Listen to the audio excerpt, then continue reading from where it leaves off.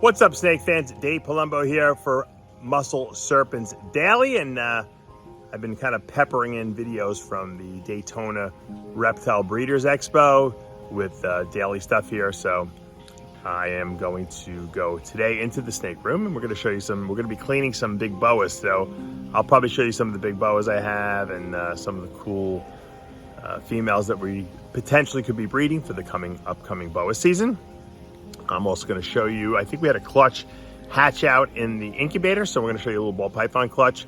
And I think we might look at those, finally look at those labby boas and just get a look at a couple of them. We're not going to show you all of them.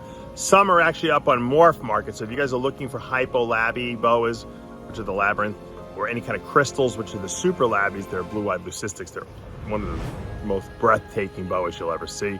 You can check that out at my Palumbo's Pythons and Boas Morph Market page. So without further ado, let's get into that snake room. We got our albino water monitors. Look at his little head sticking out there. Let's see if we can zoom in there. Look at that little cutie guy in his little cork bark that we bought actually in Daytona. And we've been putting pinkies in there. They've been eating, these guys, but I never see them eat. I think they're still a little nervous of us. And so I'm gonna try to give them a little bit of eggs, because someone told me scrambled eggs with the shells. So I have actual shells in here too. I scrambled them with the shells because the shell is good for calcium. We can see if we can get them to eat. Let's see if this is something they like.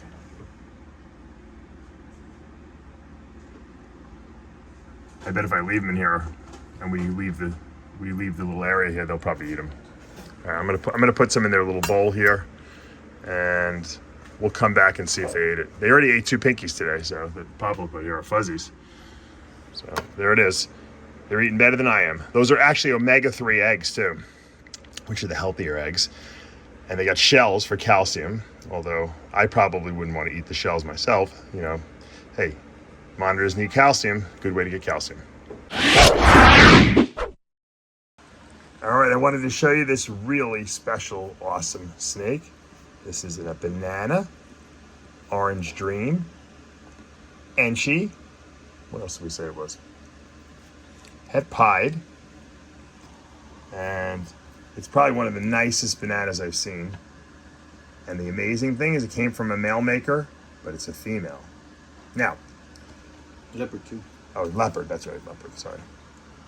She's got a little bit of a short mouth. We call that a shark mouth, which is not an inherited trait, but because she's not perfect, I will not sell her as perfect. If anyone is interested in purchasing her at a reduced rate, she is awesome. Once again, leopard, banana, enchi, orange dream, het pied, female, banana.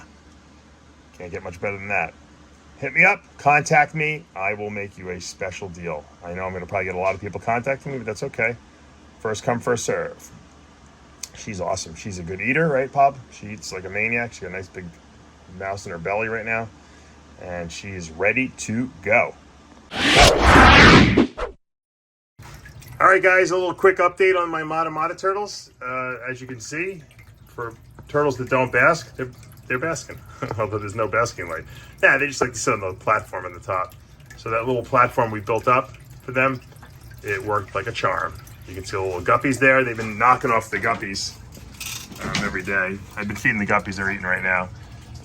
Guppies have been breeding and growing really fast. Look, there's a nice little male with a little fancy tail. Every time the fancy tail ones get big, I think the Matamatas grab those guys first, the boys. But that's good because the girls are kind of like bland, and they're not all colorful, so they kind of go undetected.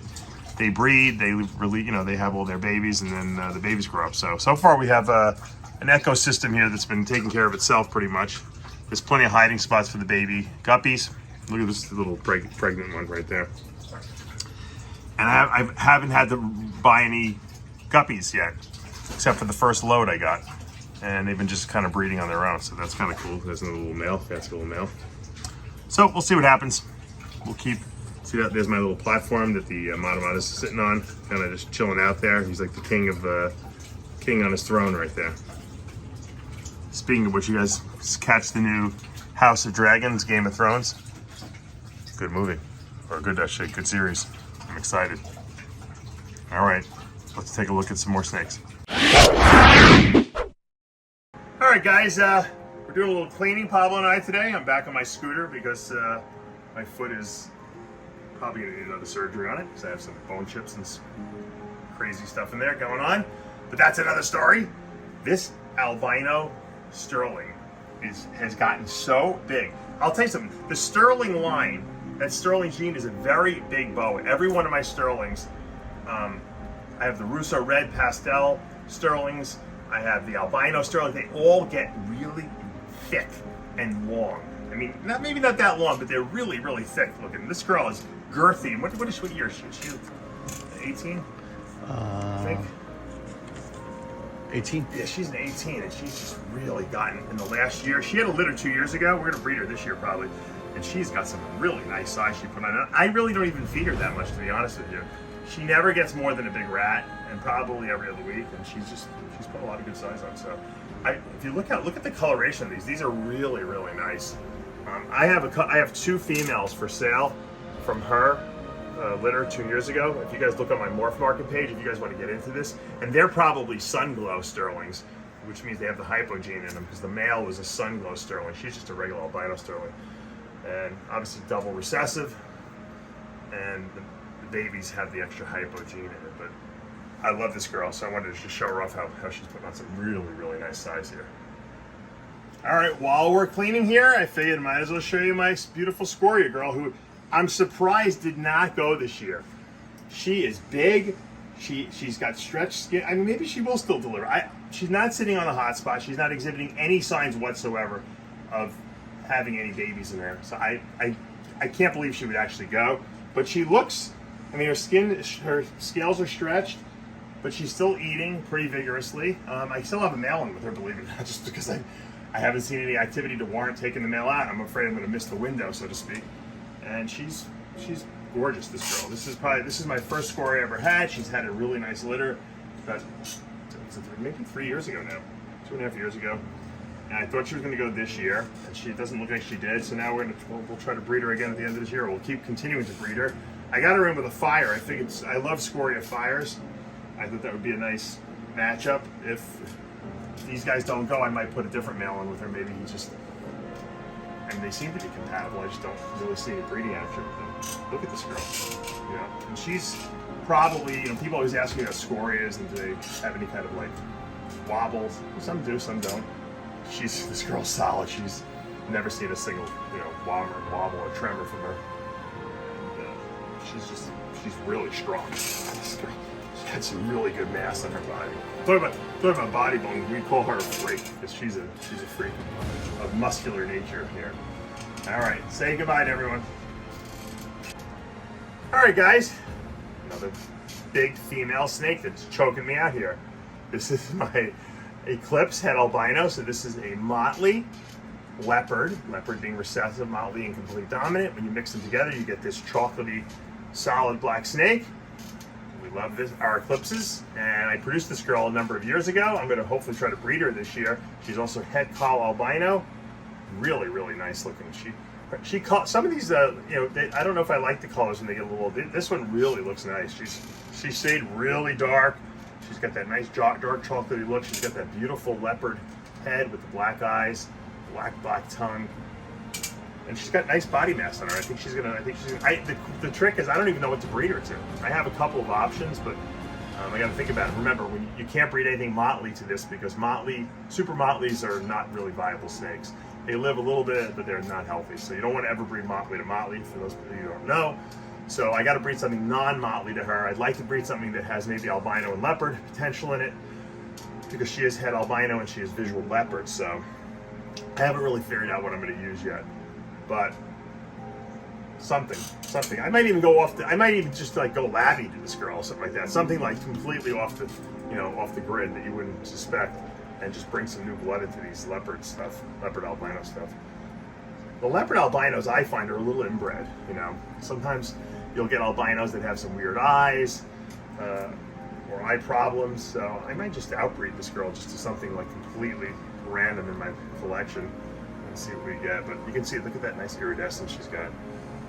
The lighting isn't great in here, but you guys get the picture. I'm going to show you another leopard in a little bit. that's also had albino, but it's got another pastel line in it. It's a little different than this one, so stay tuned. All right, guys, another girl. This is a grow up. This is not. This girl's not ready to breed. Probably another year. She is I would say a low expression Russo red pastel. I don't think she's hypo at all. She is, however, het for sterling. She's para het, but she's het for blood, which means she's het for the blood gene. Para het means she's either 100% het sharp albino or 100% boa woman caramel. And she's also het sterling, which is the patternless boa. So a lot of potential here in these girls. I produced a bunch of girls, 4 girls. I kept them all back, and no males. I have 1 male. Excuse me. I'm sorry. I have 1 male. So one of these girls will go next year, and every year I can only really pretty much breed 1 at a time. So I might even sell one of these girls. So I do have 3 of them, but they're putting a good size. And once again, I showed you the sterling girl before, the albino sterling. These sterlings are big boas. So even though this girl has a big body, if you look at her head, you can tell she's immature. She's only 2 years old. So she's not ready to breed yet, because she has a tiny, tiny head, even though her body is kind of big. And when they get mature and they're ready to breed, that head gets a lot bigger. And you saw that big head on the albino sterling we had here. So that's a good, if you want to know if your snake is mature enough as a female to breed, check her head size. All right, guys, I'm so happy. I haven't really looked at this girl in a long time because she's in the top cage. And we're cleaning her, and this is a Hypo Leopard, okay, that's also het albino. And you can see when you add that hypo gene to the leopard, it strips away a lot of that darkness that's in it, and you get a lot of red. You can see that red belly, look at that. So super hypo leopards are even crazier red. I mean, really, really nice red. This female, I think she's gonna breed this year. I really believe that we can breed her. Remember, leopards are not humongous snakes. Even though there is albino in here, in the het form, which makes them a little bigger. That takes, because that's a Colombian trait, whereas the leopard is more of a dwarf, Mexican boa. You still get like kind of an intermediate snake. So I think she's going to be pretty good size-wise. I don't know. I mean, we may have to wait another year on her, but I'm not in a rush. But like I said, I don't really have that much to breed. I really would like to grow some more males up, so we might wait on her. But she's so beautiful. I haven't produced any hypo eclipses yet. I'd love to produce some hypo eclipses and hypo or sun glow eclipses as well. So we'll see. But she's put on some really nice size since I've had her, and she's not a big eater. She'll eat every other week. She's kind of self-limiting on herself. You can try to feed her more, she just won't eat more, which is good. Usually those are the healthiest snakes. They put their own limitation on themselves. All right, let's keep moving on. All right, guys, I told you I was going to show you my Orangeasm pastel line of Eclipse. Here she is. So she is also leopard, motley, which creates the solid chocolate black snake. She's also het albino, call albino. But look at the reds in her. You know where these reds are coming from? It's all line bred. It's Orangeasm pastel. Remember, all the pastel lines in boas, unlike ball pythons. Ball python, the pastel, black pastel, those are genetically inherited single gene type changes. Phenotypically in boas, pastels are just multiple genes. That's why we call them polygenic traits, that they're line bred basically. So people have bred the reddest to the reddest, and they call them different things. Then Russo called his line the Russo red pastel line. This is the Orangeasm line, and it's more of an orangey red. And when you mix it with leopard, you get this kind of like pinkish almost tone on the belly here and throughout the snake. Now if I can get hypo into this girl, it's going to be even more apparent. You're going to see these pinks and reds, and that's what the goal is. So look at her. Look, she's smiling for the camera. She's like, give me a boy. I'm ready to breed. All right, here she is. You can see the difference. Whoa, look at this big girl. She bred for me not last year, the year before that, and she's definitely going to breed this year. She is huge. Motley, Sun Glow, Aztec. We love Aztec. You can only have 1 copy of Aztec, 2 copies. Not such a great idea. They're not really viable, but we talked about that with Da Vinci Boas this past weekend in Daytona. But Aztec, Sun Glow, Motley. This girl is awesome. I bred her to a black-eyed anery hypo. Sharp Albino 2 years ago. I got Baby still up on Morph Market. I can't believe people haven't bought them all yet. She is just a great breeder. She's a great eater. She's a very big boa. I have big hands. I cannot get my hands around her. That's how I cannot close my hands. That's how big she is and how thick she is. So she's definitely going to go. I don't know who I'm going to breed her to this year, but I'm thinking maybe blue line boa. We might do a blue line to her. Blue line male. Get some of that blue into that Aztec. You never know how it looked. Plus the motley. I think it might look pretty cool. So look at that face. What a beauty. She's a real beauty. All right, let's put her back. If you guys have any suggestions who we should breed it to, let me know in the comments below.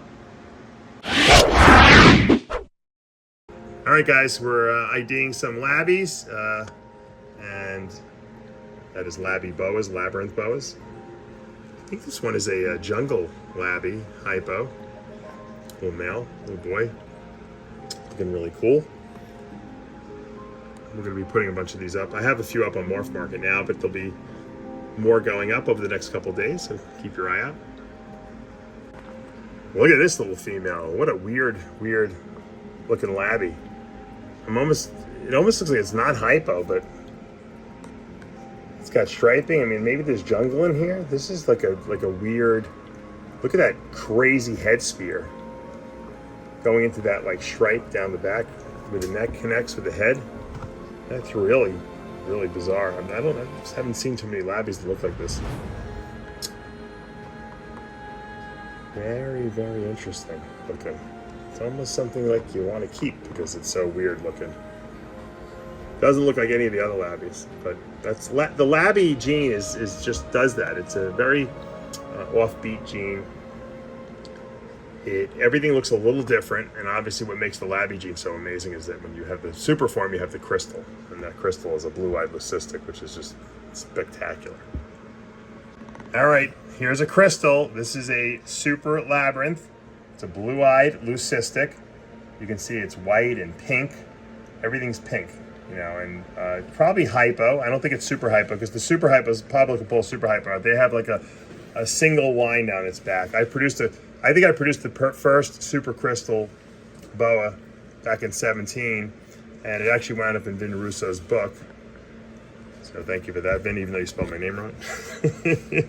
But it's a white snake with a single line. I'll show you with the super crystal. But look at that blue eye. What a great eye these crystals have. These might be I know I'm always saying everything's my favorite, but this is one of my favorites because I love white snakes and I love the super fires, but there it is. This is what I think he has, a super hypo crystal. You can see all the labby pattern has been reduced to a single line down its back. And some people like pattern, so that's if you want pattern, you get a single hypo. If you want no pattern, you get and this girl's in shed, I think too, right? But, yeah, this girl's in shed, yeah. But they're getting a little nasty, a little cantankerous, as Brian Barcher would say. So these are our two crystals. We have a couple crystals actually. I actually have one up on Morph Market right now. I'll probably add another one.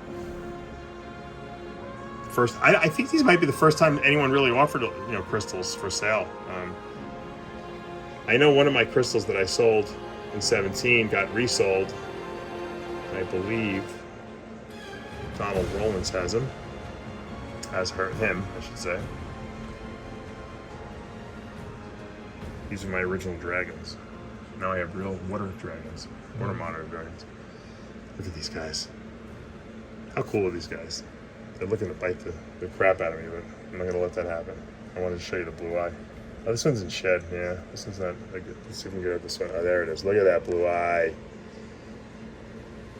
It's so blue that my camera can't even focus on it. There we go. There's our slide.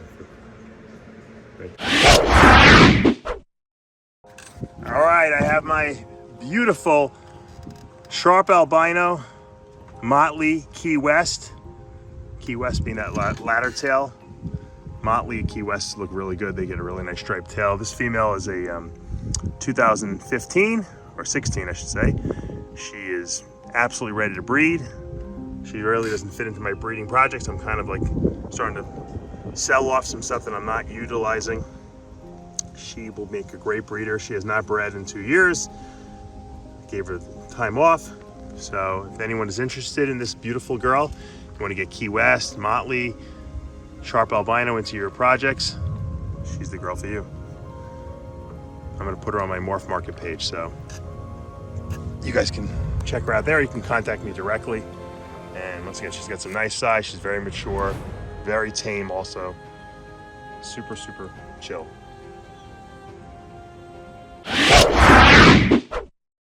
All right, a quick little hit. These guys just hatched out. I thought I actually had a scaleless albino.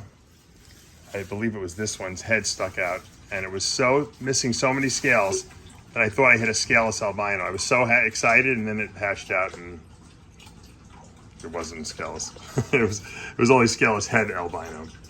Some of these are Enchi, some of these are pastel as well. Look at this one. This one's a really high contrast one right here. Albino. We got good odds. We hit all, only missed one albino. We got the Enchi pastel head albino there, but this one's really high. Look at that. That's pretty nice. That's probably got to be Enchi pastel or Enchi albino scaleless head. Yeah, that's what I think it is. It's a gorgeous albino. Probably one of the nicest albinos I've seen. Really deep, deep ruby eye too. Look at that. Really nice. Usually the eyes are not that dark. Look at these guys. Their eyes are way lighter. Yeah, it must be Enchi. This guy looks like he's just maybe this might just be pastel. I don't even know if it's pastel. Enchi. Pastel, and I don't even know if he scales his head. I gotta check. They literally just came out of the eggs today, so I'm gonna let them chill out for the weekend, and we'll come back and take a look at them on Monday. All right, guys, I hope you enjoyed today's video. I got to give you guys a little update on the Matamata turtles. You got a little update on the albino water monitors, and those, I'm telling you, those are like becoming my favorite animals in the whole collection. I can't wait till these things really start coming out and feeding off tongues and interacting with me. You have to kind of be very patient with these things. And Kevin McCurley is a genius when it comes to socializing these things. And one of the things that's very important is that you don't want to put them in something that's too big. So a lot of people think, well, you want to give water monitors a chance to run around and go outside. But if you put them outside in the wild, or you give them huge, huge areas to run around, and they become very wild and they don't want to be tamed down, you want them to really focus on you and have a personalized interaction with you. In order to do that, you want to give them as little distractions as possible. So you want to have them in a cage that's not too big, not with too many hiding spots. And so I'm starting to socialize my water monitors, and that's something that I'm learning. It's a learning curve and learning process, and hopefully I'll train them properly at the end of the day. And also, obviously, you got to see some nice big boas in my collection. You got to see that little albino scaleless clutch that just hatched out. We'll go into detail once they shed a little bit more about what happened. I thought I actually hit an albino scaleless animal, and it turned out it was just scaleless head, but it's okay. It's all good. You gotta take the good with the bad, right? Sometimes I got a little excited because the head of the albino was it was missing so many scales that I didn't see any scales, except I should have known the heat pits were still there. I should have been, one of the people on Instagram pointed out to me, I think this is not scaleless, and they were right. Sometimes I'm wrong. I don't have no problem admitting when I'm wrong, but there's always next year, as they say. So over the next couple weeks, we're gonna have a bunch of clutches hatching, so that's gonna be exciting. And we have a lot going on here at the facility, where Pablo's still in the process of installing all the lights in all our vision cages. We got a couple more done today. Next week, we'll hopefully knock all those out, and then we're gonna have some really nice display. And then I can go buy more cages. Put all the new corn snakes and the bamboo rat snakes and all that other great stuff that we bought. The Honduran milk snakes. Oh, actually, the Nelson's milk snakes. So I got so many things I can't even remember what I got anymore. But it's all good. All right, guys. I hope you are gonna have a fun weekend. I think I'm laying low. I think I mentioned in the video, my foot is going to probably need another surgery. Unfortunately, I think I got some bone chips in there and some stuff that hasn't healed yet. So I go see the doctor on Monday in regard to that. So I don't want to bring us down with negative stuff, but life happens. It always does. And you got to find a way to get everything done no matter what. And on those wise notes, you know what to do, guys. Hit that subscribe button, turn on your notifications, hit that like button. I'll see you back tomorrow morning.